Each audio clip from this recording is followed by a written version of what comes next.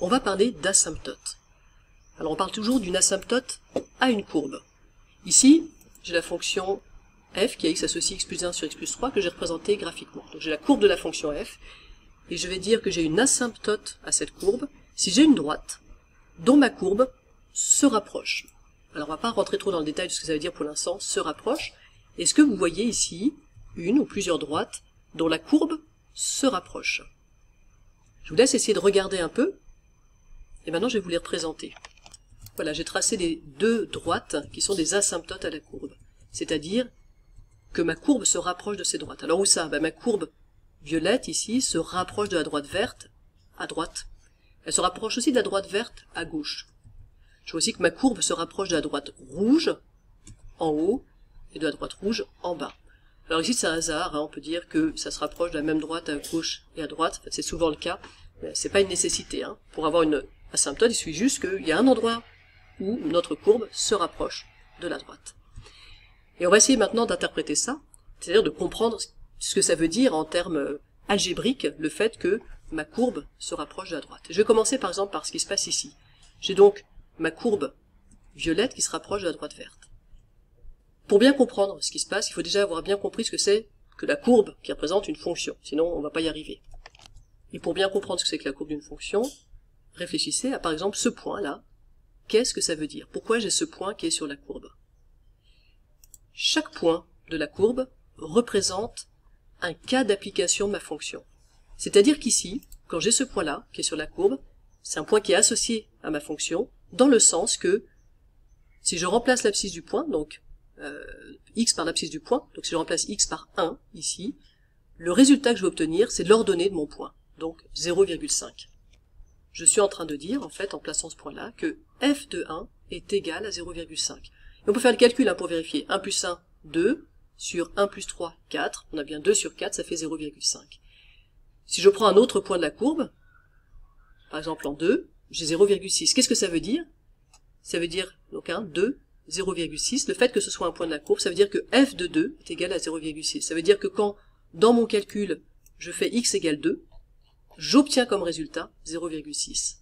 Alors vous savez ça depuis longtemps, mais ça fait pas de mal de rappeler parce que c'est vraiment essentiel. Dès qu'on veut travailler sur une courbe et sur comprendre graphiquement ce qui se passe, c'est ça qu'il faut avoir en tête.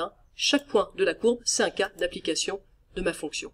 Et quand on fait un tableau de valeurs, on fait rien d'autre que ça. Faire plein de cas d'application de la fonction, puis après on peut les dessiner et compléter pour avoir la courbe. Donc ici maintenant, ce que j'aimerais aller voir, c'est ce qui se passe à droite. Là, très bien, je vais aller prendre des points qui sont de plus en plus à droite. Donc vous voyez que les x sont de plus en plus grands, f de 6, f de 7, f de 8, etc. Et mes résultats, qu'est-ce que ça donne? Regardez, f de 9 égale 0,83, f de 12 égale, on va les regarder, égale 0,87, ok, f de 20, ça fait combien? F de 20, 0,91. Est-ce que vous voyez ce qui se passe? Est-ce que vous voyez ce qu'il a l'air de se tramer là? F de 30, ça fait près 0,94.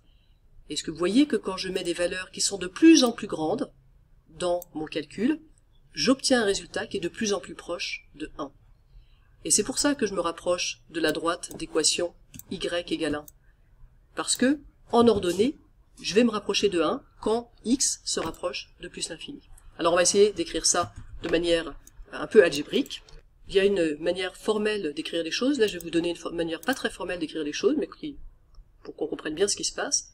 Ce que je suis en train de dire, c'est que quand x se rapproche de plus l'infini, c'est-à-dire quand x prend des valeurs de plus en plus grandes, f de x, c'est-à-dire le résultat de mon calcul, se rapproche de 1.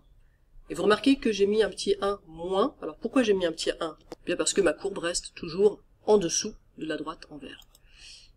Une dernière chose, on pourrait vraiment le vérifier, ça. Qu'est-ce qui se passe quand je mets des x très très grands?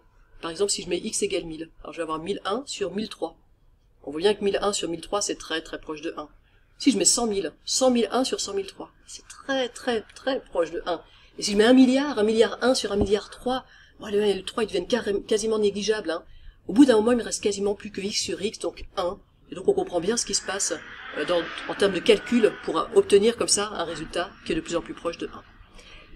Ok, allons voir maintenant ce qui se passe par ici, là, quand on dit que la courbe se rapproche de la droite rouge. Alors allez, je prends mon point, et puis je vais aller me rapprocher ici pour voir ce qui se passe. Est-ce que vous comprenez ce qui se passe? Regardez, f de moins 2,57 égale moins 3,63. f de, hop, alors là, il me fait descendre trop vite, f de moins 2,82, ça fait moins 9,92. Alors on va à f de moins, hop, là, f de moins 2,87, je suis à moins 14. f de moins 2,88, je suis à moins 16,3. Alors on voit bien ce qui se passe, hein. Quand je mets ici quelque chose qui est de plus en plus proche de moins 3, j'ai un résultat qui est comment?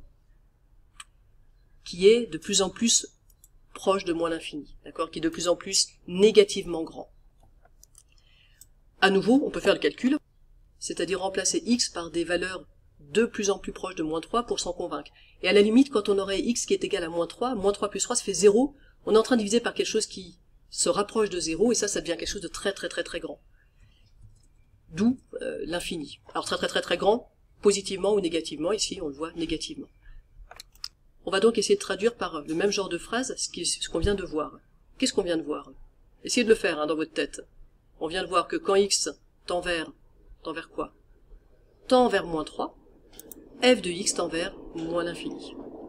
Ok, super, mais peut-être que quelques-uns d'entre vous ont vu que ça va poser un problème, puisque ici, si je me rapproche de moins 3, d'accord, moins 3,5, moins 3,4, moins 3,3, etc., là j'ai un résultat qui est de plus en plus grand, positivement, cette fois-ci. Et donc, en fait, je me rapproche de plus l'infini. Plus x se rapproche de moins 3, plus mon résultat se rapproche de plus l'infini.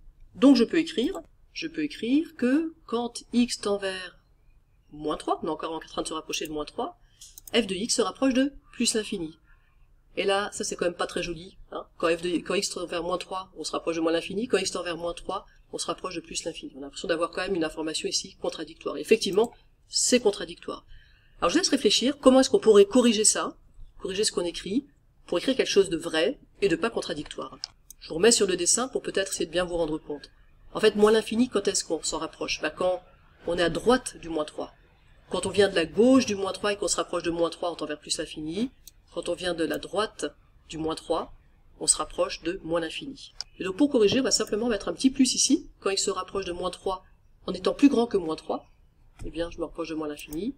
Quand x se rapproche de moins 3 mais en étant plus petit que moins 3, je me rapproche de plus l'infini. Il nous reste un dernier endroit à regarder, c'est ce qui se passe à gauche là. Et je vous laisse ça à titre d'exercice. Je suis sûr que vous avez suffisamment bien compris maintenant pour traduire ce qui se passe ici en termes de limites, comme on les a écrits ici. Donc quand x tend vers quoi, f de x tend vers quoi, je vous laisse compléter, et je ne vous donne pas la correction, parce que j'ai confiance que vous allez y arriver. Ceci dit, si vous avez un doute, je vous donne quand même la réponse dans la description.